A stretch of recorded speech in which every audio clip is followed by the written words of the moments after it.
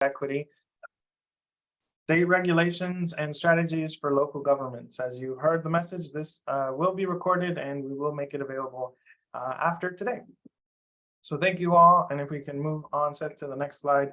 I'll just get to introduce myself. I'm Roberto Carlos Torres, pronouns are he, him, él, and I'm the Senior Program Manager with the Institute for Local Government. I'll talk a little bit more about ILG in a little bit, but want to actually take this first step of doing a little bit of housekeeping. So if we go to the next slide, you all will notice that you are muted right now, and we will keep participants muted throughout the duration of the event. But we ask you to please submit any questions that you have using the Q&A box down on your screen there. Really reserve that for any questions that you might have. We already saw one being used, and so we'll be responding there as well as responding live. There'll be a Q&A portion at the end of every presentation to give you an opportunity to ask those questions. You feel free to, if you want to add any comments, share any reactions or anything, you can use the chat box for that. But please use the Q&A for any questions. And like we mentioned, we will have a recording of this available shortly after the webinar today. And we'll also be sending you a follow-up email with the presentation so that you have all the links and all the information that we'll be covering today. So with that, it takes me to talk a little bit about ILG and give you some information. So if we go to the next slide, ILG is the nonprofit training and education affiliate for our 3 local government associations, the League of California Cities, the California State Association of Counties, and the California Special Districts Association.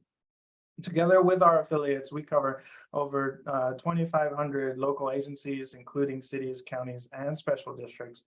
And what we do is, we provide the practical and easy to use resources so that you all as local agencies can effectively implement policies on the ground. So if you move to the next slide, we cover 4 main program areas around leadership governance, civics education and workforce, public education, and sustainable and resilient communities.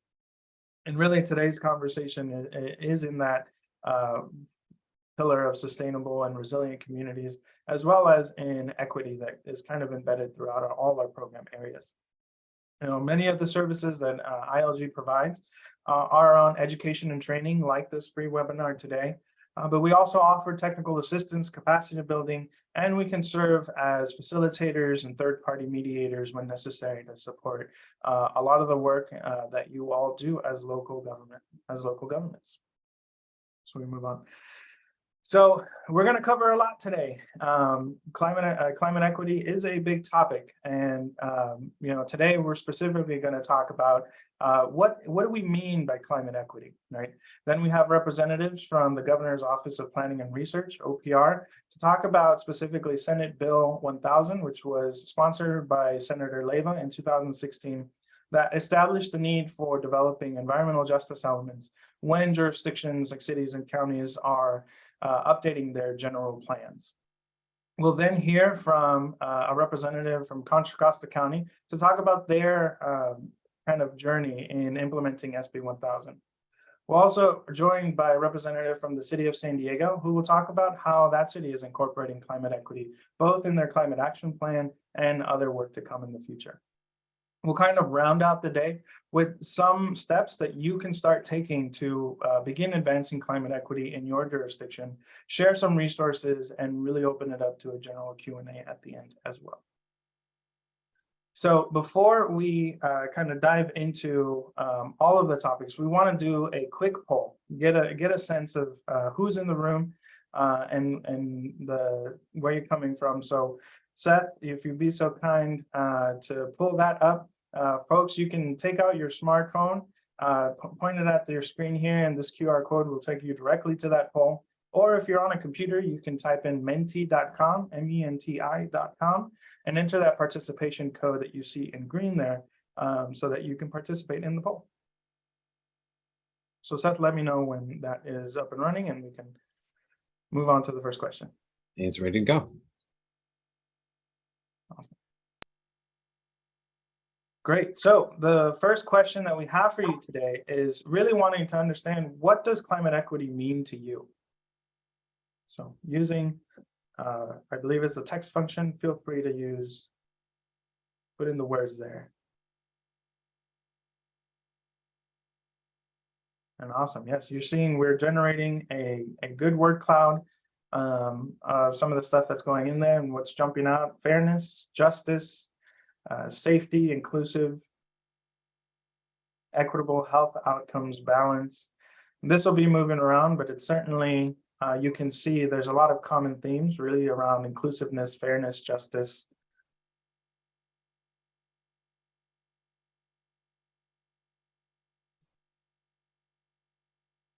Give folks a bit more time to put in the words. Hopefully it's working for everyone.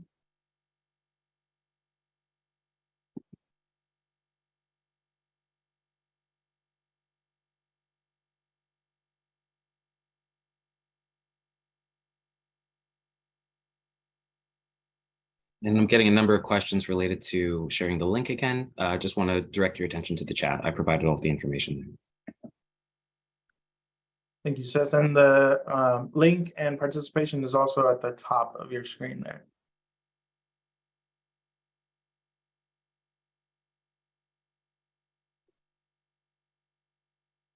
Awesome. I think this is kind of critical mass. We're missing a few folks, but I think we'll move on to the second question here to get an idea of where your jurisdiction is at in addressing climate equity. Really just want to know, where are you in your journey?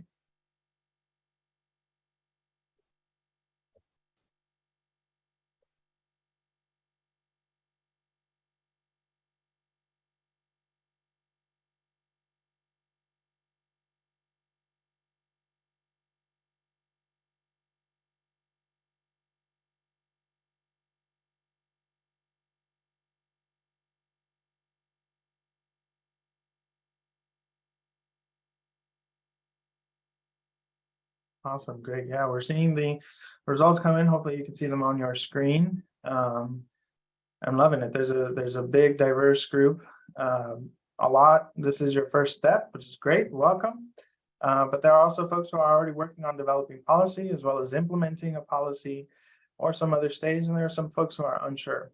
This is real great, and we'll talk a little bit more about a recent study that kind of shows where folks have been. But certainly today's presentation is for all folks who are at all stages, and we also welcome questions to that regard as well. All right, and then our final question for today is, what has been challenging in addressing climate equity?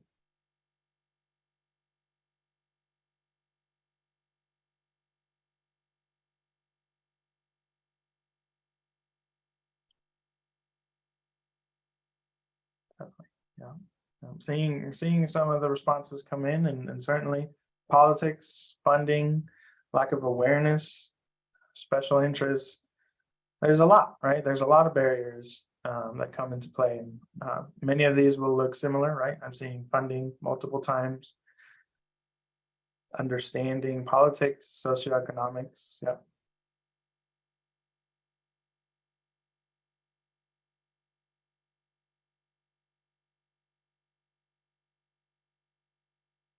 Yep.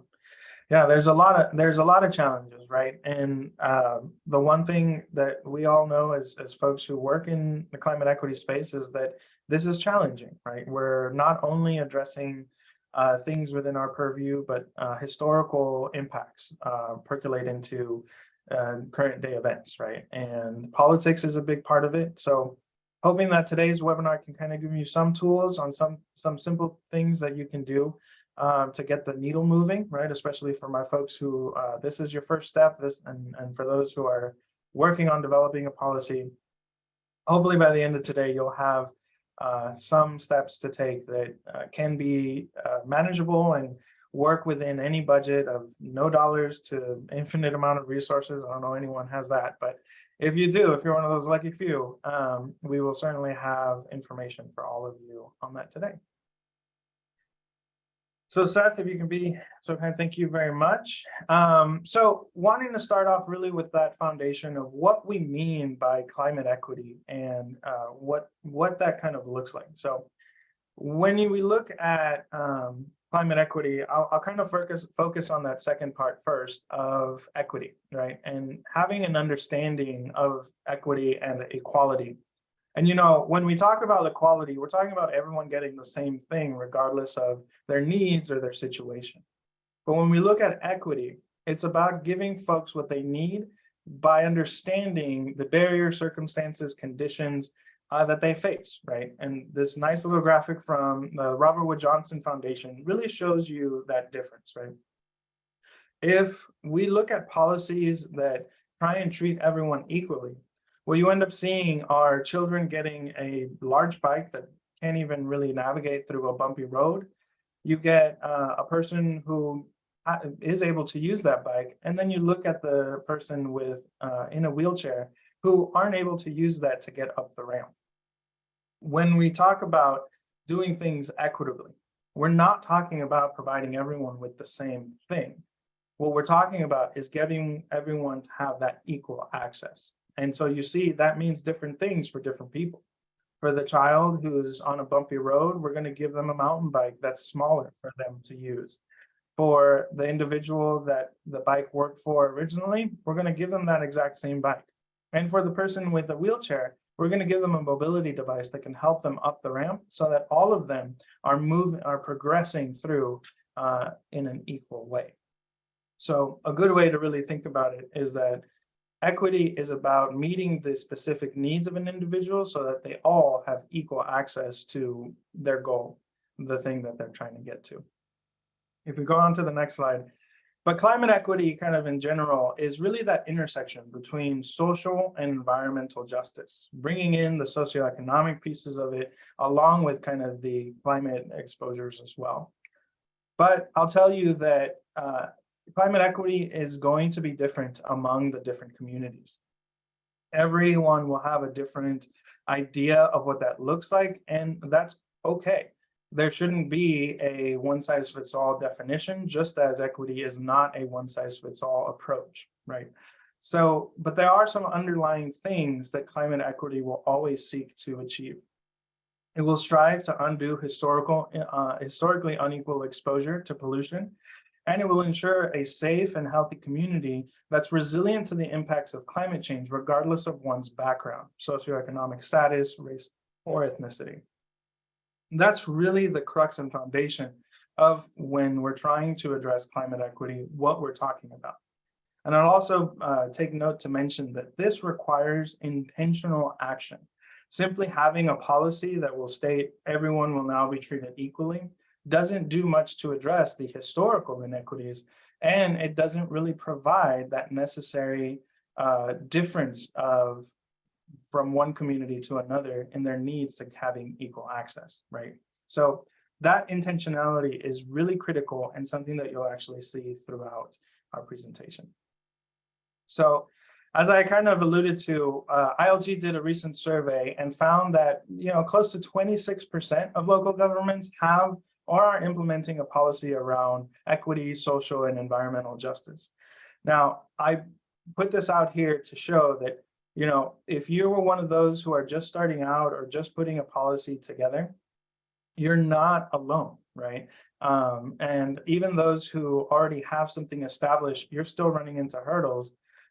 There is a community out there that's working on it. And today I have two great panelists from the county and the county of Contra Costa and the city of San Diego that can talk about some of the work that they've done. They'll also talk a little bit about some of the challenges that they've faced, right?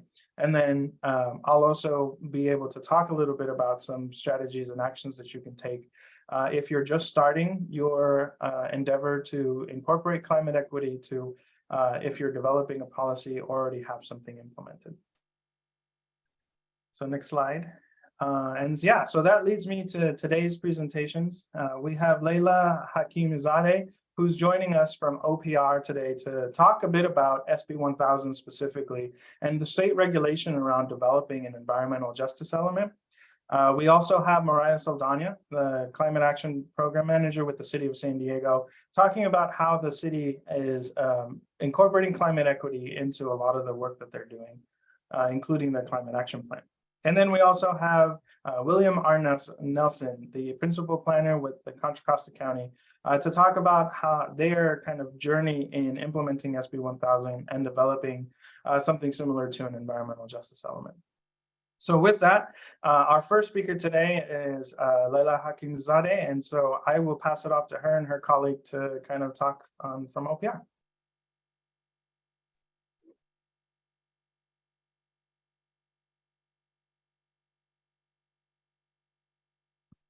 So Leila, the floor is yours.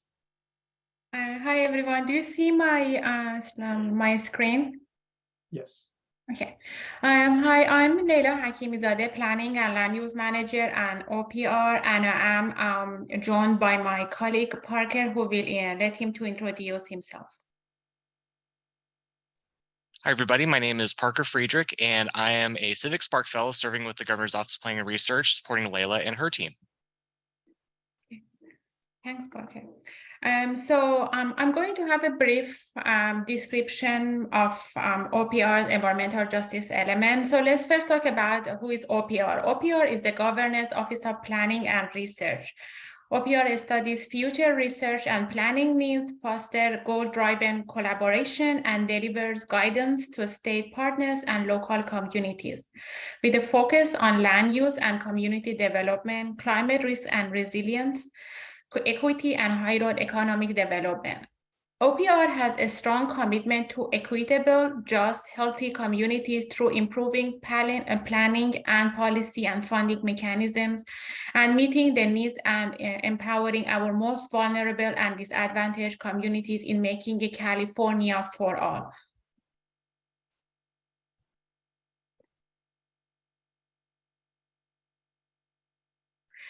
I'm going to have a brief history of environmental justice laws in California. In 1700s, California's Native American tribes were the first people in the state to experience systematic oppression as the Spanish colonizers institutionalized the mission system and intentionally disrupted tribal culture and environmental stewardships. In the 1800s, state-sponsored policies that further dismantled tribal relationship with the land. For example, the Act for the Government and Protection of Indians made it illegal to practice prescribed burning.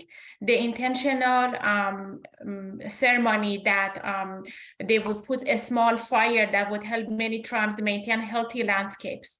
And that caused many of the stop of doing that. It caused many of the wildfires that we have right now because of forest densifications. In 1930, California Alliance land law targeted Japanese Americans, preventing them from owning property. Moreover, during the 1930s, the practice of redlining effectively segregated cities and led to disinvestment in detrimental areas that largely consisted of Black, Brown, and low-income communities. Through this practice was deemed illegal in 1968, its effect still persists today because like researchers show that communities that are in redlining neighborhoods, they have more visit to emergency rooms because they have more they have like respiratory disease or asthma. And then in 2000s, COVID-19 has highlighted many of the systematic inequities that we have, and as simple as just being able to walk up, being able to have walkable streets, having access to parks and safe housing. And then there have been many laws addressed in the state to address these issues. I don't have time to go through all of them, but for example, SB 535 and AB 1550 creates community air quality. They directed funding to environmental justice communities, and AB 6117 created a community air quality protection program. A lot of these laws are in detail described in the environmental justice element that you will have a link to this presentation, so you can read them if you want to.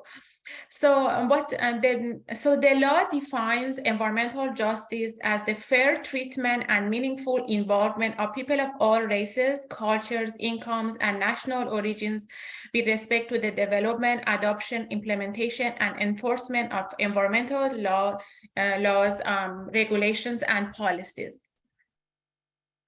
And then we also have there are also like several other definitions embedded in the state laws. For example, the availability of a healthy environment for all people, the reduction and elimination of pollution burdens for populations and communities experiencing the adverse effect of that pollution.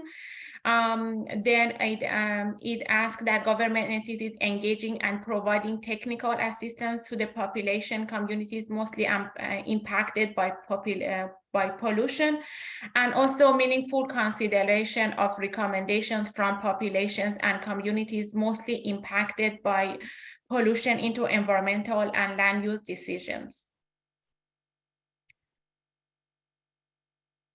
So SB 1000 was enacted in 2016 in an effort to address inequitable distribution of pollution and associated health problems in low-income communities and communities of color.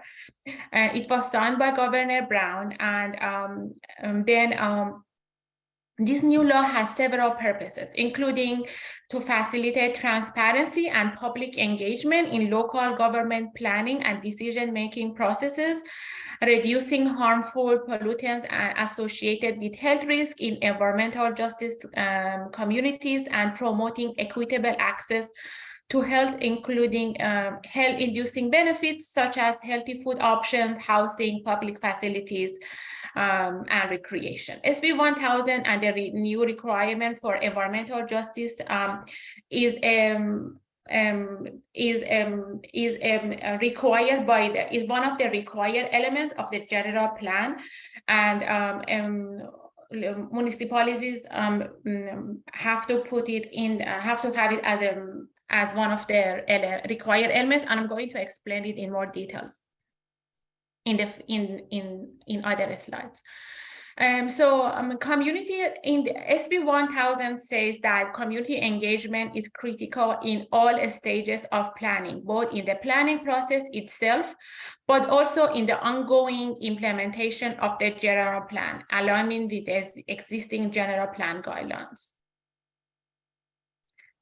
So who needs to create an environmental justice element for their general plan? Cities and counties with disadvantaged communities as defined in the law, in the environmental justice law, SB 1000, and other laws that I mentioned.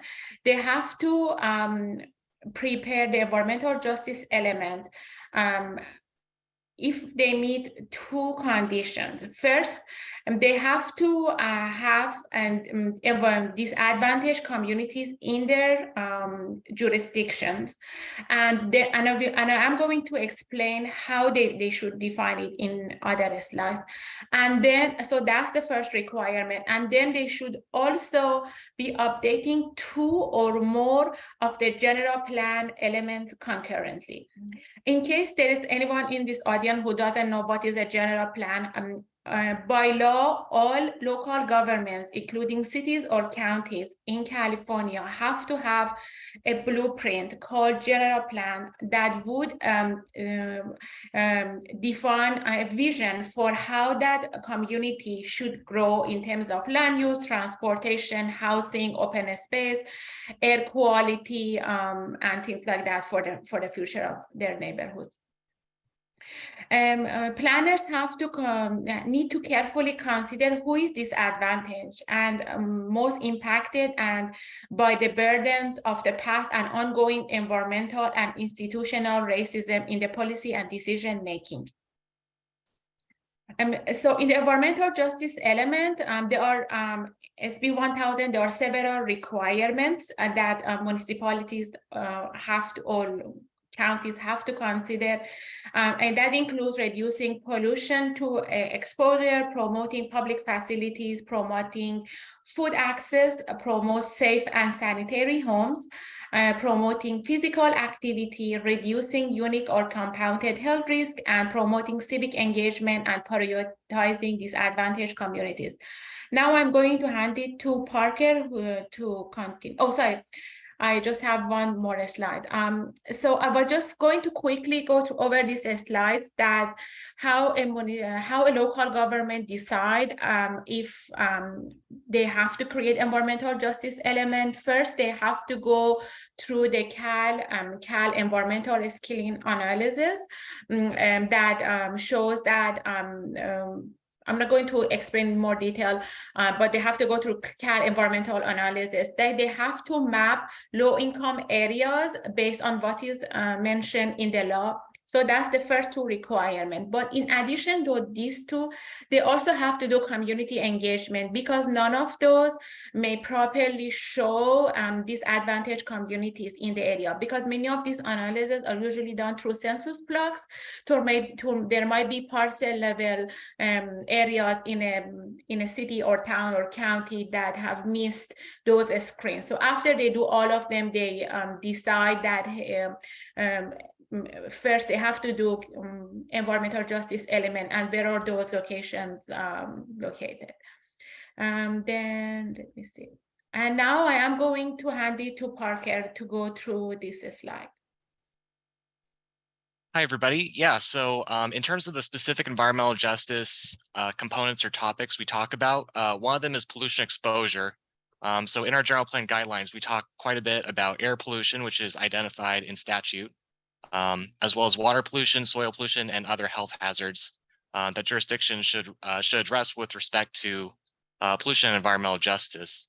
And they should also address land use compatibility and siting, especially if you have industrial and agricultural lands next to vulnerable communities, such as residential communities with a lot of children or perhaps schools. They should also identify pollution impacts from infrastructure and services, and address and reduce pollution exposure and health risks in disadvantaged communities. And as I briefly mentioned, consider the trade-offs associated with some of these rigid or traditional land uses. And some of the legislation that we've identified that talks a little bit more about pollution are AB 617, so the Community Air Protection Program under CARB, as well as AB 685, which established a human right to water through the state's Department of Water Resources, as well as SB 88 and SB 200, which are designed to promote water cleanliness and reliability. Next slide, please. So in terms of public facilities, we also talk about this quite a bit. So policies should be developed to expand or improve facilities such as services and amenities. This can include community centers, libraries, public transit, parks and open space, water infrastructure, and internet infrastructure, as well as healthcare facilities such as hospitals.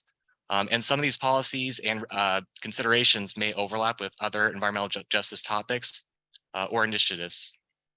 Next slide, please. So food access, we also talk about quite a bit. So environmental justice policies with respect to food access should address food insecurity with respect to the availability, the access, and utilization of food. And what we see food access as is not only addressing the lack of healthy foods, but also addressing the oversaturation of unhealthy foods as well. And we've identified resources such as the California Department of Food and Agriculture's Office of Farm to Fork as being really helpful in improving food access, especially in schools and WIC programs as well. Next slide, please. So safe and sanitary housing, we do talk about quite a bit in our guidelines for environmental justice elements. So policies should be developed to address the location of housing, as well as quality and affordability. Now, we talk about quality because there may be housing supplies that might have unhealthy pollutants or toxins or other hazards such as mold or poor insulation or pests, as well as lead and smoke, which can be toxic for children. And in terms of affordability, we want to be able to address rent burden. And in doing so, we are also helping people improve improve their quality of life and live healthier lives. So as a result, we'd like for jurisdictions to coordinate their environmental justice update with the housing element to promote these positive health outcomes. Next slide. Yeah, so physical activity is also something we talk about quite a bit as well. We're looking for jurisdictions to share policies that can be developed to increase access to recreation and open space for play and exercise, as well as active transportation. And inadvertently, there may also be possibilities to improve infrastructure and the locations of parks as well. And they may leverage funding from the Safe Routes to School or active transportation programs. Next slide. And then we also look at unique or compounded health risks. So jurisdictions can address any unique or compounded risks, such as floods, drought, wildfires, extreme heat, and other impacts. And they should coordinate their environmental justice and climate change considerations, not only by addressing climate vulnerability and their safety elements under SB 379, but also updating them regularly under SB 1035. And now I'd like to hand it back over to Layla to close our presentation.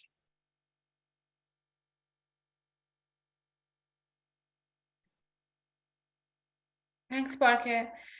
So I just wanted to remind about just basics of school civic engagement that have different parts informing that first we have to inform communities about environmental justice, then consulting them and hearing about like the most problematic issues in their area, then involving them in our decision making, collaborating with them in creating our environmental justice, and empowering them in implementing the environmental justice element that they create.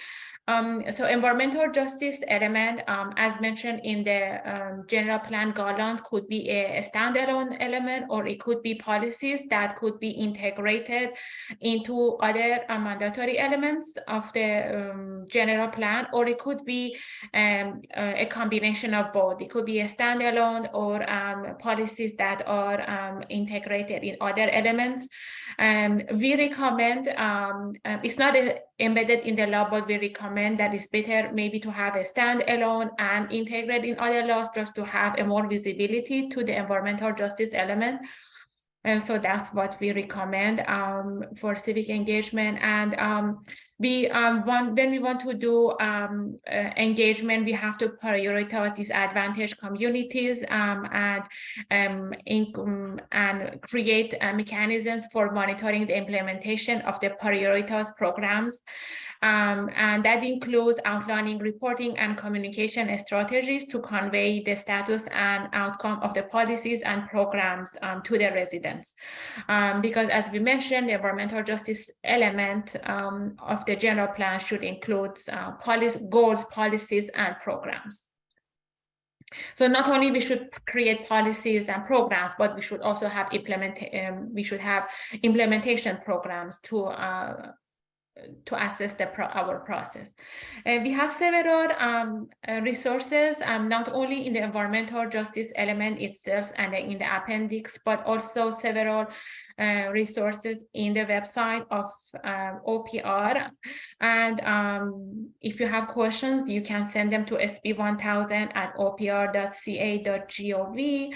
And the first link is the link here to the environmental justice element of OPR. And the second one, I thought it might be helpful because if a city or county is entitled to create environmental justice element, let's say they have disadvantaged communities in their city or county, and they are updating 2 or more of elements of the general plan at the same time, and they do not create environmental justice element, then the state attorney general can actually send them a letter and enforce this. So if you go through this website, you can get more information, and it has more resources to do so that to visit. So that includes my presentation.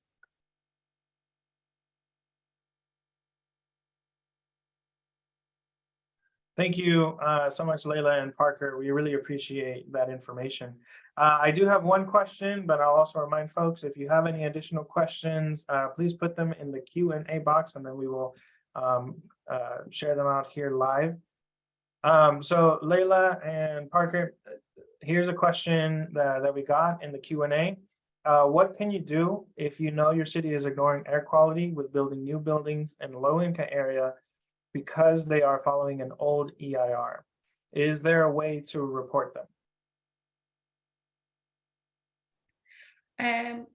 Yes, they can, but OPR is not a regulatory agency, so we don't go after the local government to enforce the environmental justice element. We provide guidelines and we provide technical assistance to implement the guidelines, but we don't go after them. So if you believe that a specific jurisdictions is not conforming to the environmental justice element, you can just report them to the Attorney General office. Awesome, thank you. We have another question come in asking, is environmental justice required as a standalone element, or is it integrated into existing elements such as housing and land use? Sure. Actually, I can take this one. Yeah, so we don't require that it be a standalone element. You can also integrate environmental justice policies throughout your general plan. So if you wanted to tie environmental justice into other elements like housing or land use, it's totally okay to do so under SB 1000. Okay, awesome. Thank you. Thank you so much. Really do appreciate your kind of overview of SB 1000 and EJ. We will go ahead and move on to our next speaker, but know that if you have additional questions, please reach out to OPR.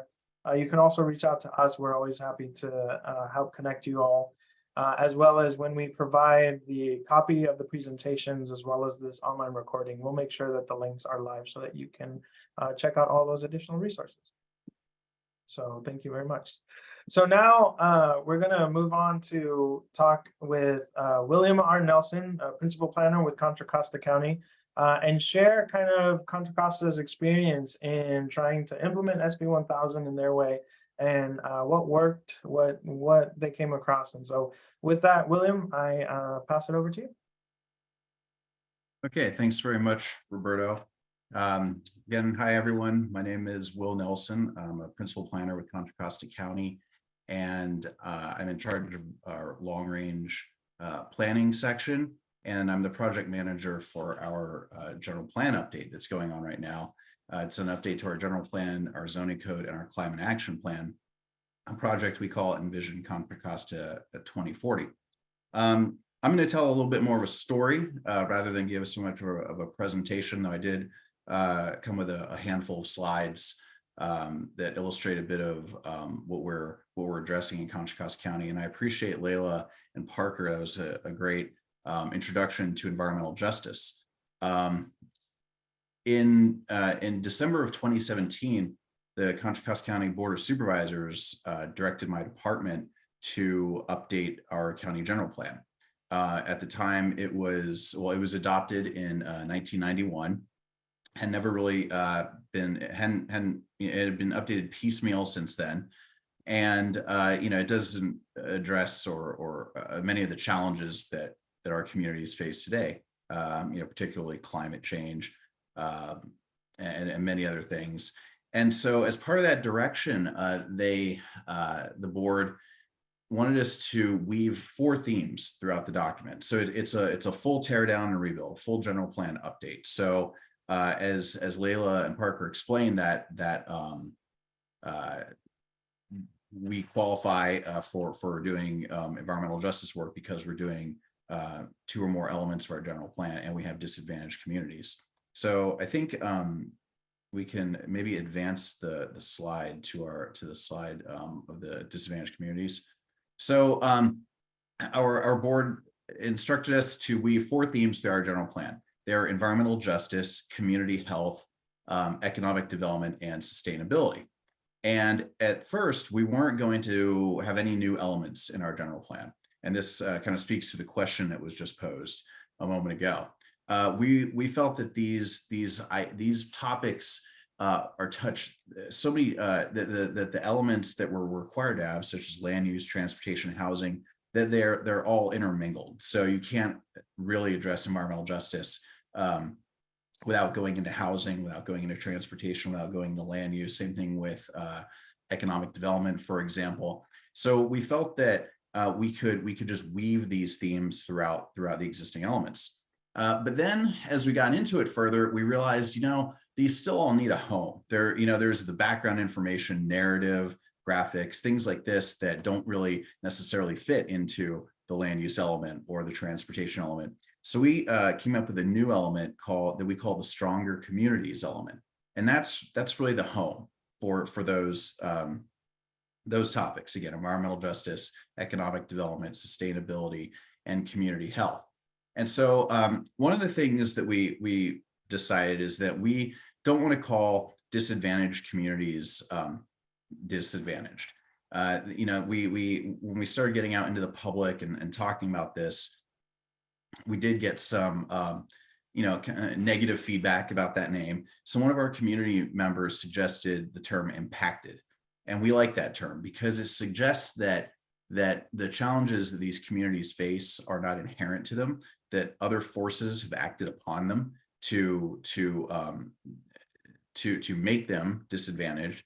But so we're calling them impacted communities throughout our planning documents. So here's a map of Contra Costa County. So again, excuse me, our jurisdiction is the unincorporated county. So on this map, the lighter gray area is our jurisdiction. The darker gray, that's the 19 incorporated cities. And for those of you who aren't aware, Contra Costa County is one of the 9 Bay Area counties. We're on the east side of the bay, across from San Francisco, north of Alameda County, and along the Delta.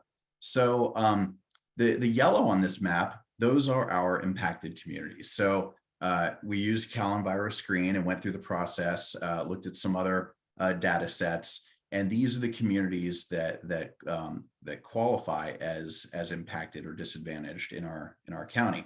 And so, as you can see, they are generally along our waterfront, and they in many places are very close to some legacy industries in our county, petroleum refining, chemical plants, steel plants, that sort of thing.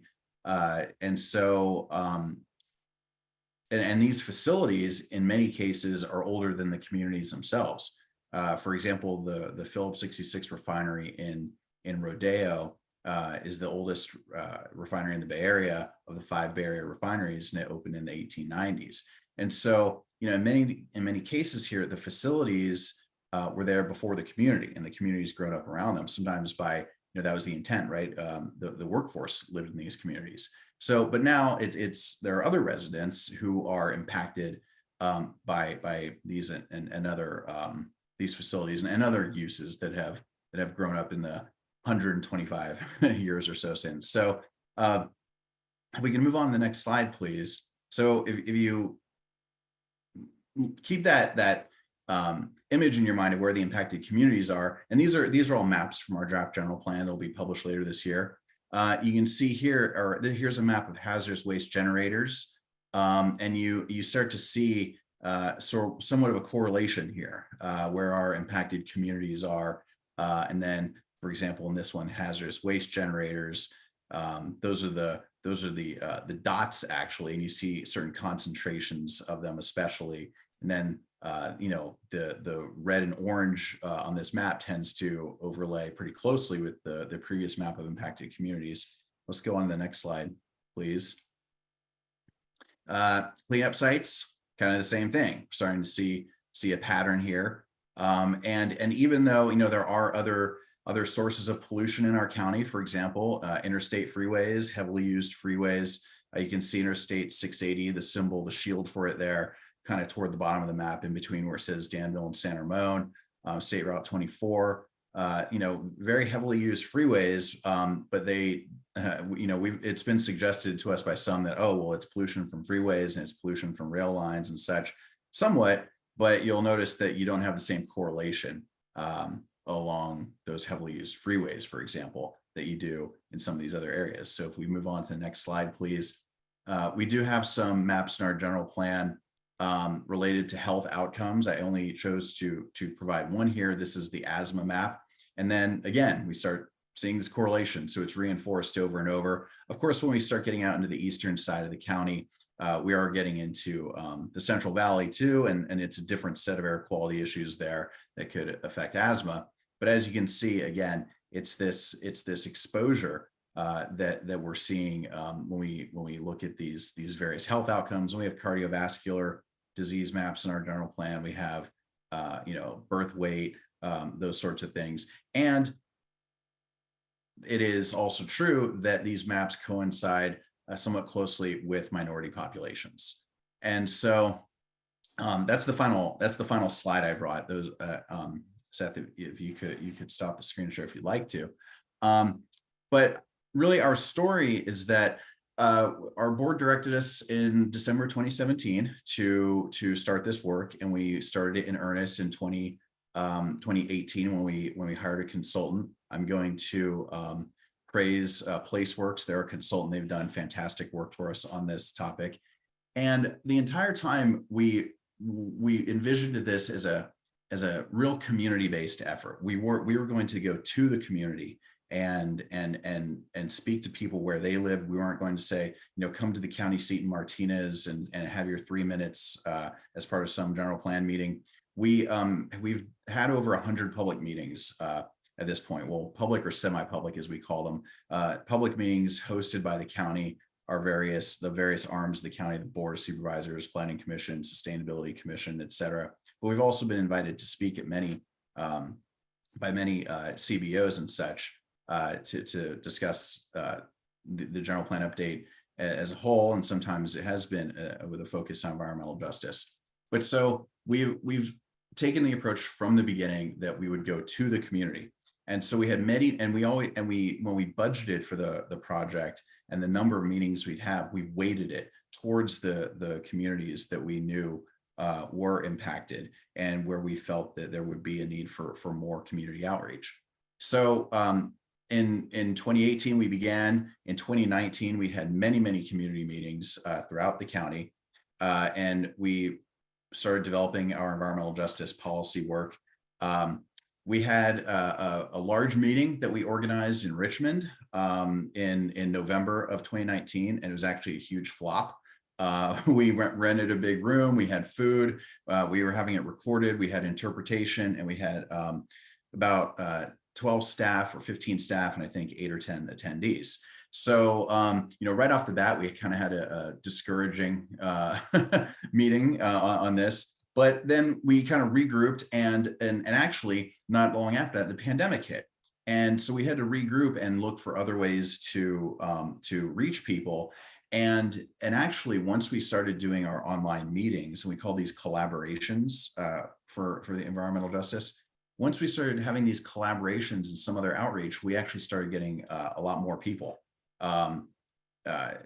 talking to us about it. And a lot of it was sort of organic or grassroots in a sense. One group would hear about it, who would speak to another, who would speak to another. And in the end, I think we had over 100 contacts or so on our list on who we were reaching out to or trying to get input from on our environmental justice work. We did a lot of legwork. We had staff who went to food banks and handed out surveys, for example. We had to come up with some especially after that first meeting was not such a success. We were looking for other ways to reach out.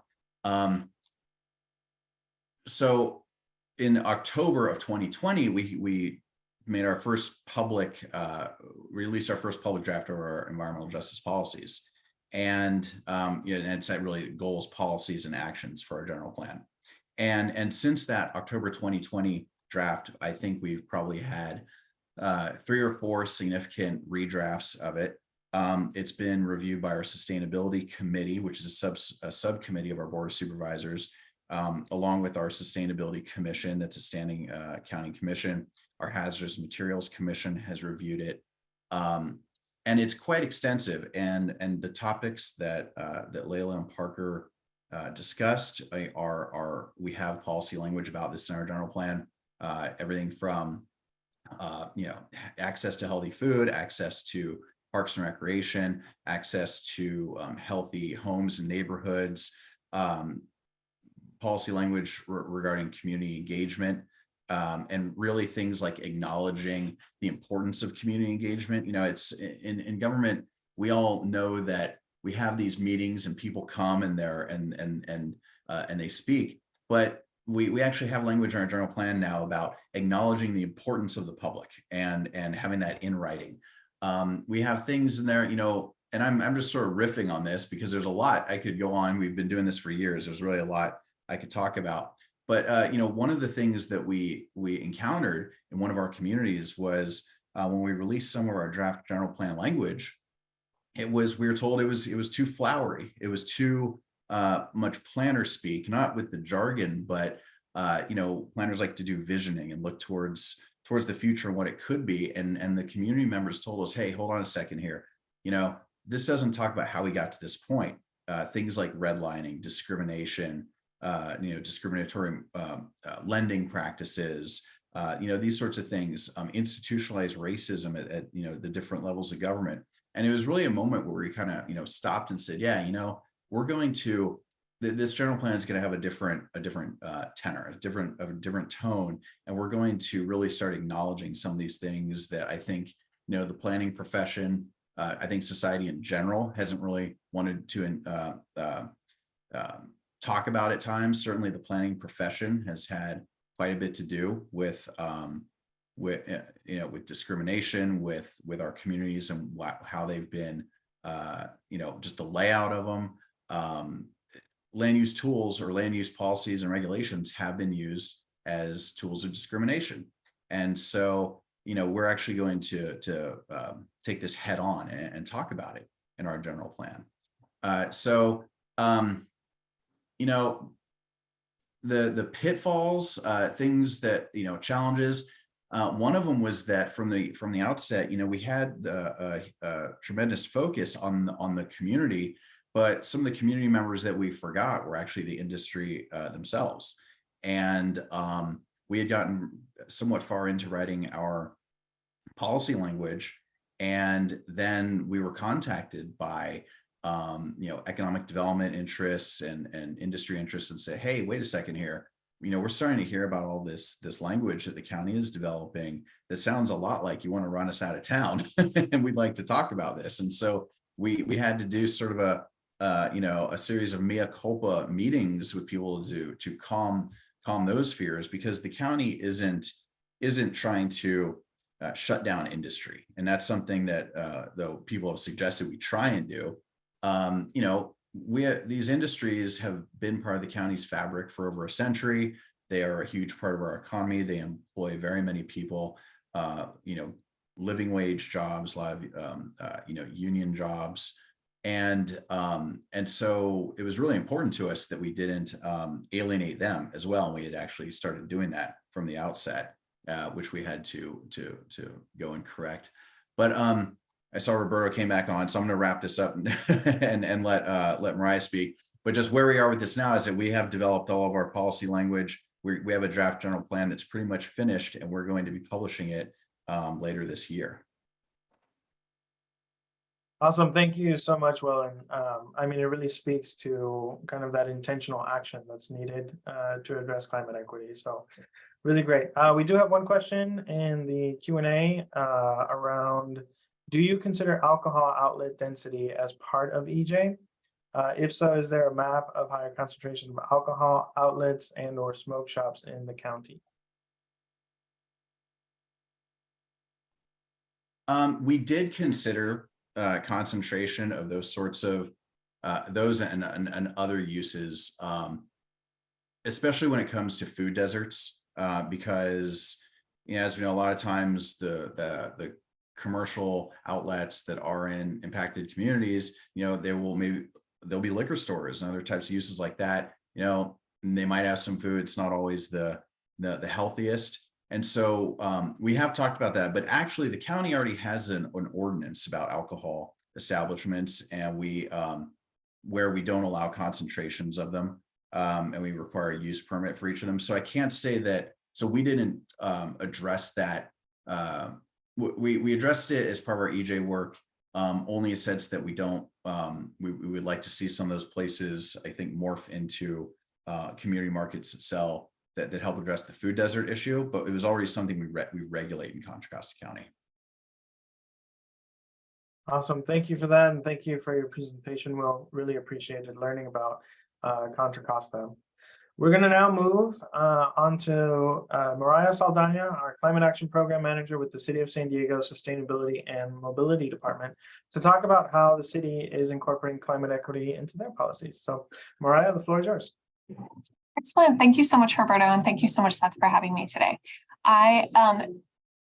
Actually, yes, that works. Thank you, Seth, for sharing my PowerPoint. So I am Mariah Saldana. I'm the Climate Action and Equity Program Manager with the City of San Diego Sustainability and Mobility Department. Excited to talk to you here today about our most recent Climate Action Plan update and how we've incorporated climate equity throughout our planning process. So next slide. So in 2015, we adopted the previous Climate Action Plan, which at the time was the leading climate action plan in the region, with a goal of 50% of a reduction of the 2010 baseline by 2035. But just last year, we adopted a new climate action plan that commits us to a much more ambitious path to net zero emissions by 2035. This plan was developed really prioritizing climate equity and engagement throughout the development of the plan. We also prioritized our communities of concern within the plan by incorporating climate equity throughout, identifying actions within the plan that responded to the benefits of climate action that were important to our community, and finding other ways within the plan to identify where we can find those partnerships with our communities. This plan also, because of the amount of engagement that we had, that emphasized the need for quality green jobs and action to reduce our air pollution, really includes those commitments to support clean air and green jobs. And then finally, this plan does maintain that CEQA streamlining that has been important to the climate action plan work within the city since the 2015 plan. So again, we recognize that the impacts of climate change will not be felt by all. So through this plan, we really committed to leading with our communities of concern to ensure that we end that cycle of inequity.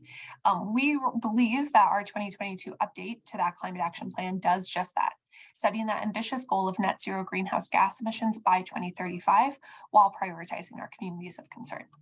Next slide.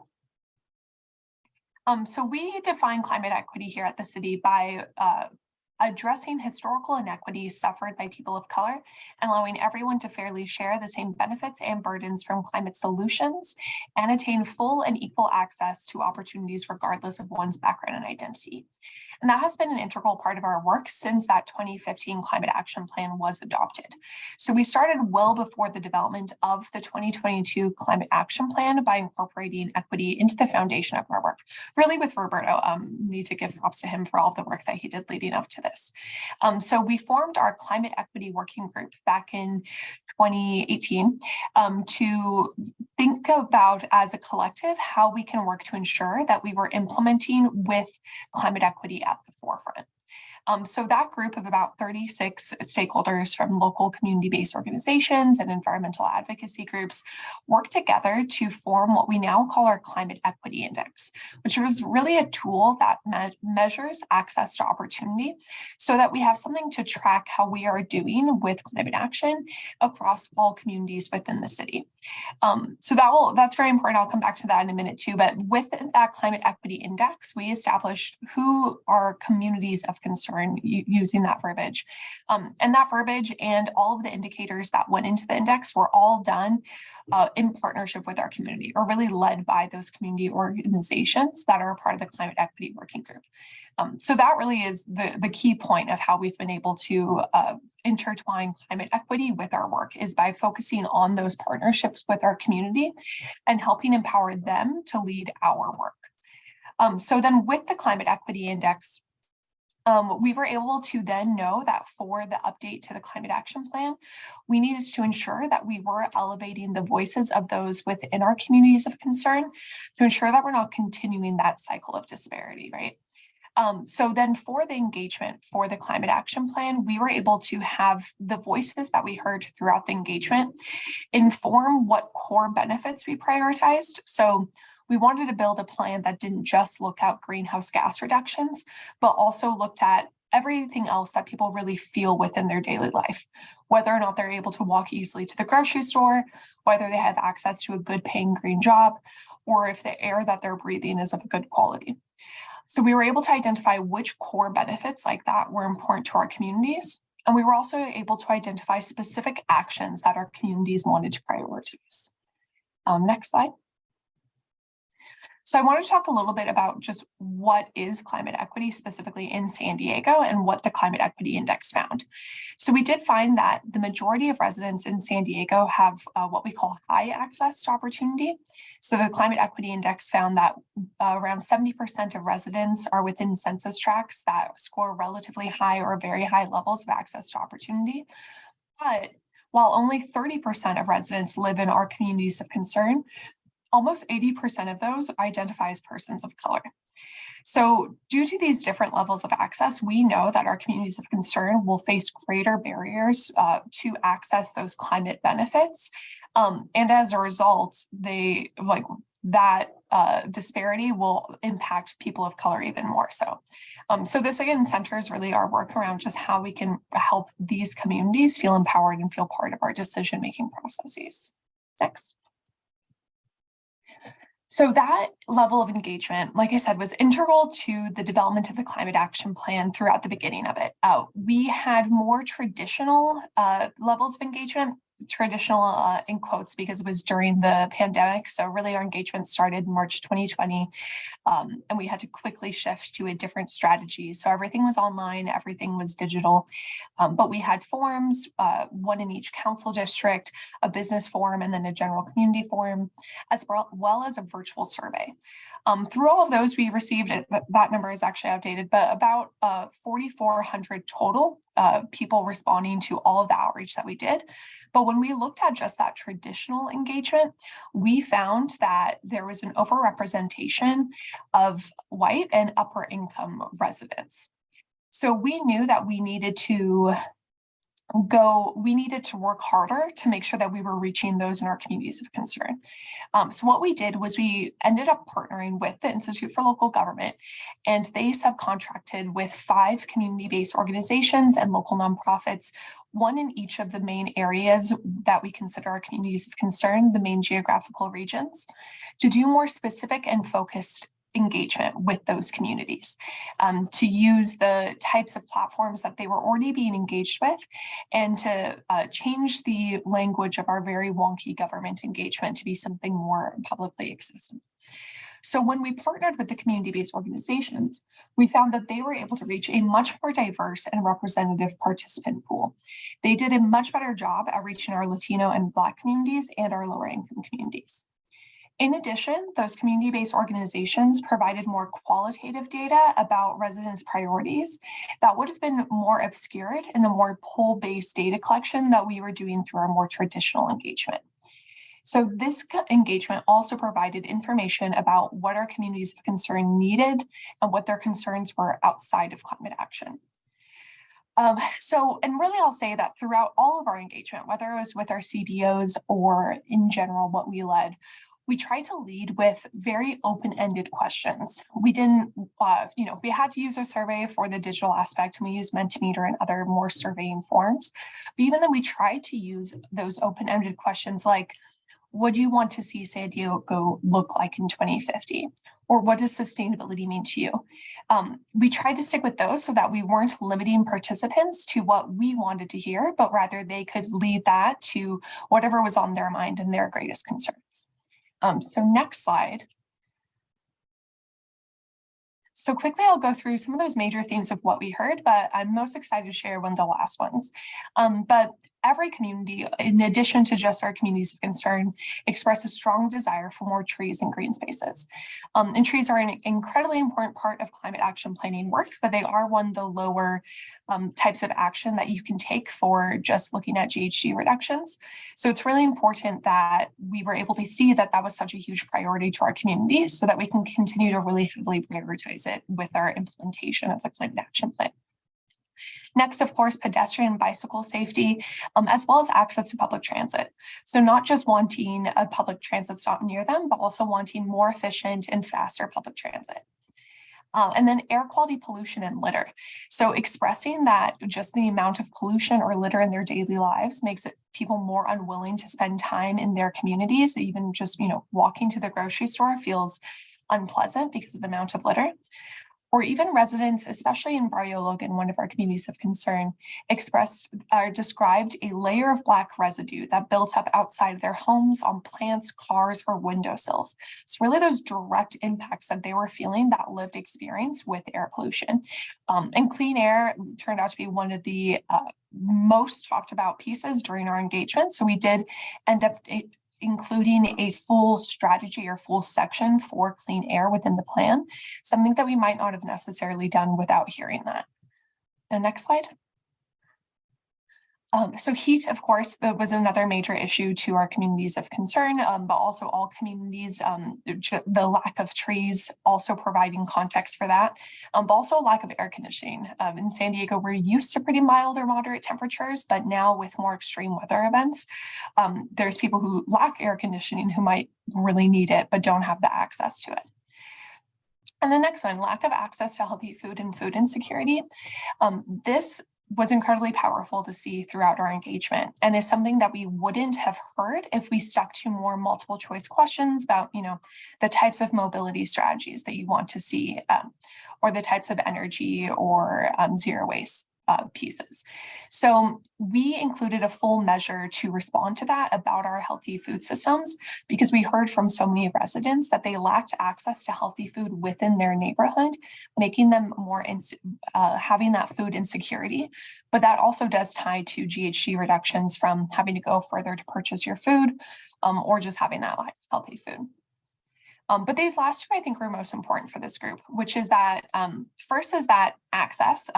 Those, especially within our communities of concern, expressed that they were afraid of how unaffordable climate solutions would be to them, or that they wouldn't have access to infrastructure or technology that other communities might have the ease of availability to. Think electric vehicle charging, for instance, or communication.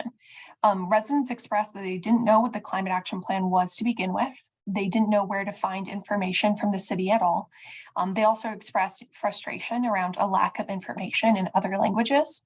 And importantly, they expressed doubt that their feedback from our engagement would be incorporated into the climate action plan update. So we did look to address this by following the draft being released to the public. We contracted ILG again and contracted some of the same organizations again to go back into the communities now with the draft climate action plan and ask, did we hear you? Do you feel that this climate action plan adequately responded to what you had told us during the first round of engagement? I'm hoping to really answer that doubt, but know that that necessitates a really long-term effort for the city to continue to build a relationship with our communities.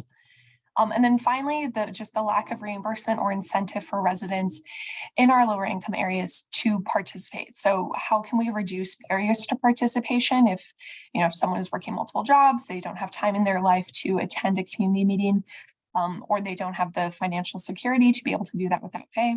How can we make just the way that we interact with people in general more accessible to them? So that concludes my presentation. Thank you, Seth. Thank you, Mariah. That was a lot of great information. And we have a couple questions in the Q&A, so let me bring those up. There's a question on what were some of the platforms CBOs used that differed from engagement tools that the city typically used? Yeah, that's a great question. One of the really interesting things is that each community-based organization used some different kind of engagement for their community. So one of the organizations that we worked with was Casa Familiar down in our San Ysidro area. They already had an established group of almost climate ambassadors, but the promotores. So they trained them upon the climate action plan, and then those residents went out into their communities and extended what they learned to their network. But that organization also went and distributed surveys with the food banking work that they do, or along the food lines that they do, to also collect more database information that way. But then if you look at a couple of the other organizations, Environmental Health Coalition and Barrio Logan did phone banking, as well as Mid-City Can did phone banking for the people that already work with them or that are in their network. And then Urban Sustainability Coalition, another one of our organizations, did more webinar-based education work, but again, with their network. And something really cool that Urban Sustainability Coalition did is, because it was all virtual and it was still lacking that in person, this was October 2020, since they couldn't offer food at those meetings, instead they offered gift cards for a small amount of money for anyone who attended so that they could buy a meal later. So I thought they found a really innovative way to still provide an incentive to attend without being in person. Awesome. Thank you. Thank you for that. So I think we'll go ahead and move on to kind of our final presentation that might answer some of the questions that I'm seeing here in the Q&A. But we'll also open it up to more general questions if there are any others that come up kind of at the end here, given the time we have. So let me remove that spot. There you go. Cool. So thank you so much, Mariah, for your comments and your time. A lot of great work is going on both in Contra Costa County and San Diego, and really across the state. We've heard a lot of kind of specifics that some of these bigger jurisdictions like Contra Costa County and the city of San Diego have utilized to really bring folks together. But we wanted to kind of round out today's webinar with some strategies that you can start employing today if you wanted to, on ways to incorporate climate equity into your work. So Seth, if you go on to the first slide, what we've identified is there's kind of 3 major steps that one can take to really leverage some of the resources you currently already have available to you to be able to start advancing climate equity, right? The first is really working within your organization. You want to start looking at identifying your internal champions. Who are folks in your jurisdiction that see the value in incorporating climate equity, or who just have a general interest in it, right? Being able to set up informal meetings, lunch and learns, to be able to just have these roundtable discussions with other folks is really a good way to just identify who sees value in the work and start brainstorming ways that you can incorporate that, you know, given whatever the political backdrop is or lack of understanding, having your internal champions really helps you identify these things and put together almost an informal working group that you can then formalize or just leverage to start some of the work internally, right? Part of that can often be just training staff, letting others know the importance of climate equity, what climate equity is, why it's something that your jurisdiction should address or think about, and really start looking at resources to be able to train staff and build even more internal champions. So sometimes it can feel like you're on an island on yourself, really pushing for climate equity to be important in your jurisdiction. But if you start training others, and you will be able to identify champions to really help with this, right? And then ultimately, when you're looking within your organization, finding ways to coordinate the engagement efforts is really critical, because the community doesn't see each individual person working from a different department as a different department. They see it all as one entity, right? In the city of San Diego, there was a effort to update their climate action plan that Mariah was talking about. And in tandem, there was an effort to work on their resilient plan, right? That involved 2 different departments going out and communicating with the community. But all the community saw was the city talking about similar things, right?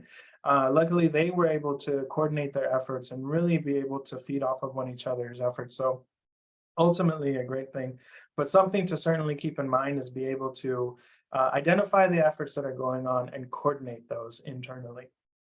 You also, and we heard this a lot, it's so important to really bring the community to the table and really partner with the community when you're trying to incorporate climate equity. You can't work on climate equity without really looking at the community. And Contra Costa is a great example of how that the definition for community was one that they had a specific thought that it was kind of just community folks, but then realizing that industry should have been at the table as well.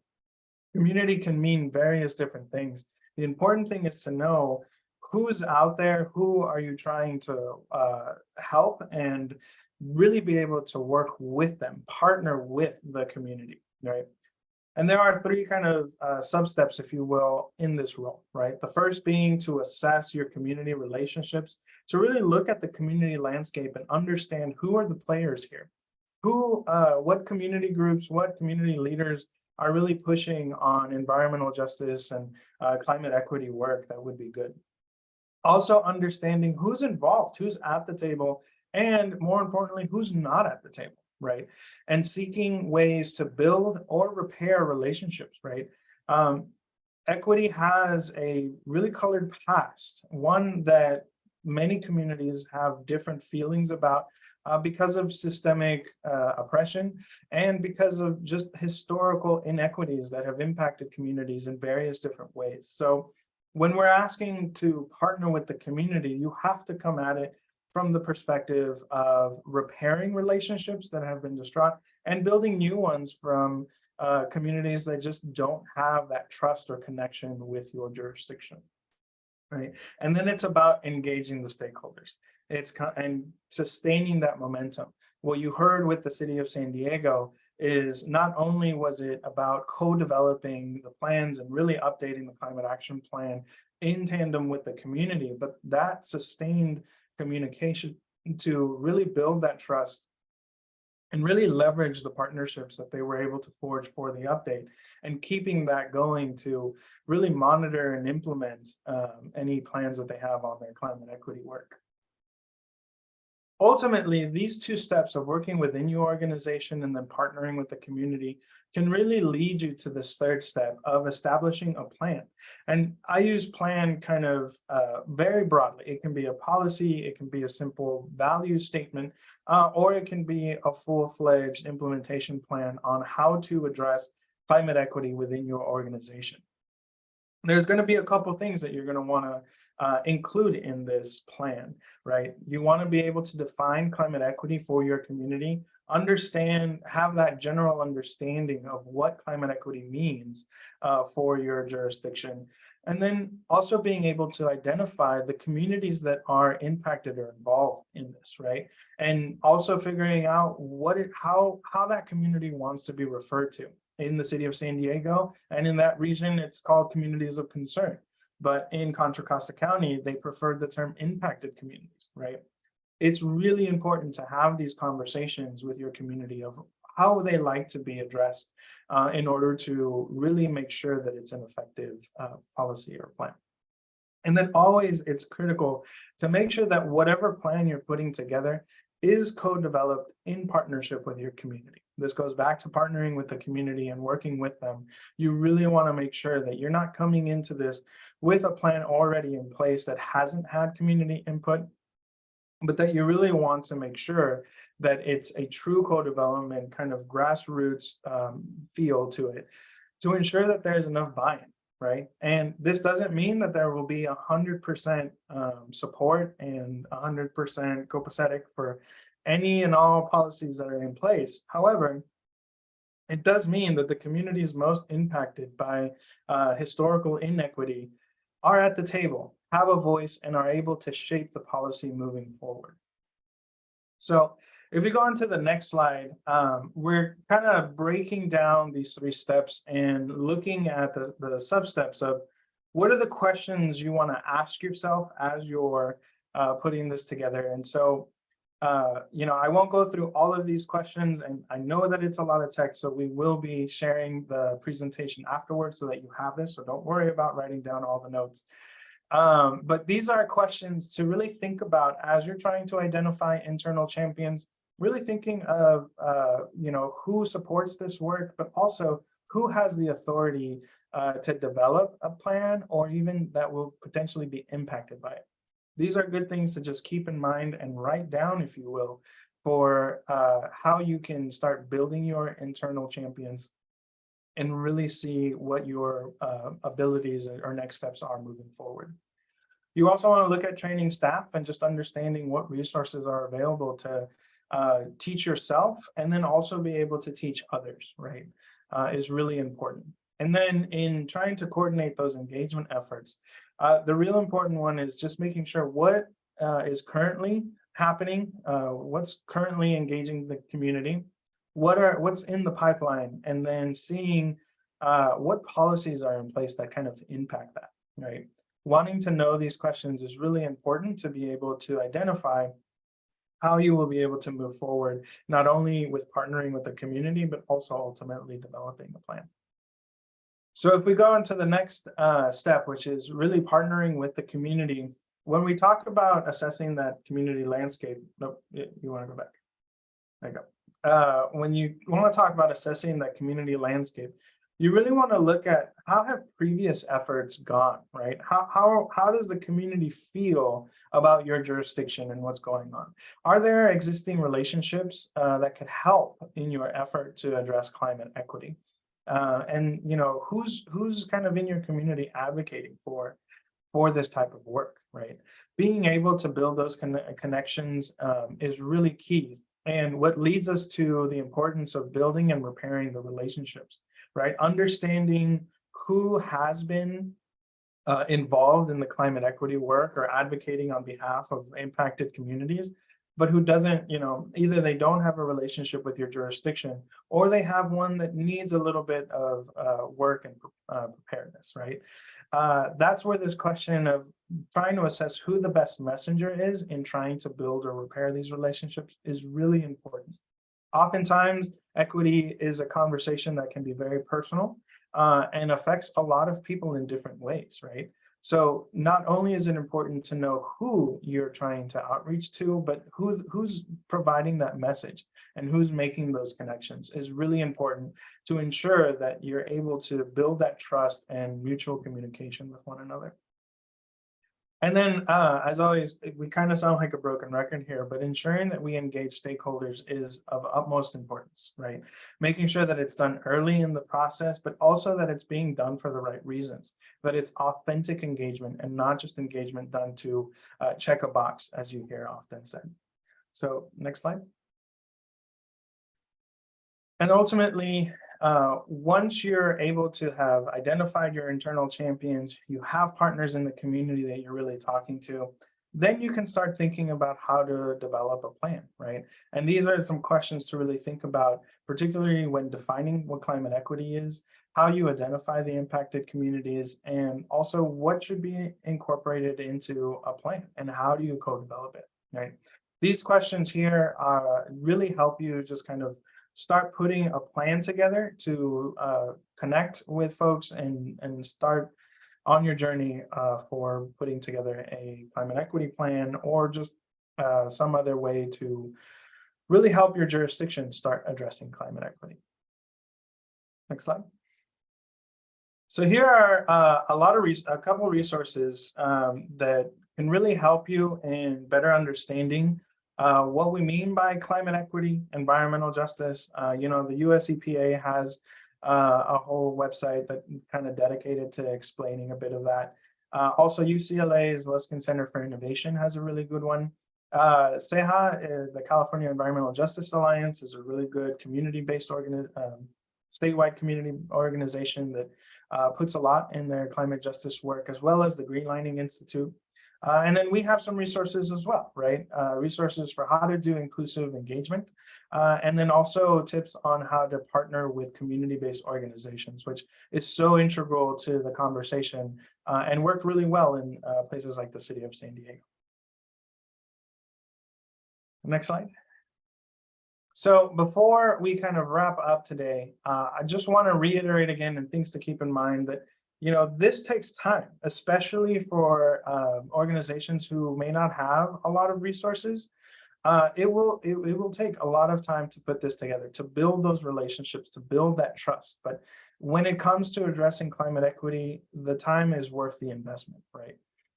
It requires intentionality. We repeat this over and over again, because it's not as simple as simply writing policies that say everyone will now be treated equally. We have to address the historical inequities to bring everyone up to the same level. Again, there has to be that mutual trust and communication, right? Being careful in when we communicate that we're being open and honest and transparent about the processes, our timelines, reasons why things have to be done. Oftentimes, community understands that we as staff for a jurisdiction doesn't necessarily have the ultimate authority on what a policy will end up being. However, if you come at the community and let them know, look, what we're trying to work on is some best practices and things that may change as decision makers put their spin on things, that's okay. And the community understands that, right? Also being able to say, our city council wants to go with one direction, so this is why we're putting things together. Having that open communication is really important and goes towards building that trust. As always, work with the community. It should never be a top-down approach. It should really be about listening to what the community needs and then putting policies and plans together that meet those specific needs. And ultimately, I have to just say, it's not going to be easy. This isn't going to be a simple policy or plan to put together. There will be feelings left and right? And so we all need to acknowledge that it's not about easy work. And it's also not very typical work, right? Traditionally, things have been very cut and dry, especially in land use planning. But at the end of the day, when it comes to addressing things like equity, environmental justice, or climate equity, these things are very emotional topics that won't have the same results across the state, and so require a lot of that connection and conversation with the community to do it. And a lot of those conversations just aren't easy. So keeping all this in mind is really important. I feel like I went through that real fast, but I will go ahead and open up our last few minutes for any questions that you may have. I think I see some in the Q&A that I'll try and answer here.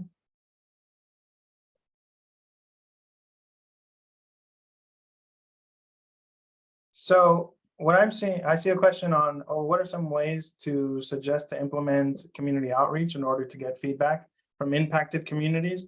Again, oftentimes this is a lot about working with community-based organizations who already have trust with those organizations, or being able to get a lay of the land, see that community landscape, to better understand what are the relationships with your jurisdiction and where you need to build those relationships or repair the relationships to have those conversations and get more engagement. There's also a lot of resources on the ILG website, so I certainly encourage you to check that out. I think that is all the questions I'm seeing, and we are at time. So Berta, I do want to flag that there are a few additional questions. I'm not sure. I can read them out loud, or we can answer them and follow up if there's in the Q&A. Yeah, if they're in the Q&A, the ones I saw, we'll go ahead and follow up with you offline, just because we're at time now. Okay. I don't want to be respectful of folks' time. But I just want to get to the last few slides here, and before we close out, ILG can certainly help you as you're on your journey to addressing and advancing climate equity. Everything from doing more of these trainings, specifically hands-on with your jurisdictions, to providing technical assistance. So wanting to leave you with that, as well as if you go to the next slide, you can always stay. Like we said, this webinar will be available for folks to join afterwards. And then on the next slide, we encourage you to stay connected with us, right? Follow us on social media. We're on Twitter, LinkedIn, Facebook. as well as join our email list to stay informed on things that are going on, that we can let you know about future webinars or workshops that we have related to advancing climate equity, working with community-based organizations, and many, many other topics. So final slide, I believe, is just thank you all for your time, for joining us. I hope you found this very informational. We will be following up, and thank you so much for your time, and thank you to my panelists.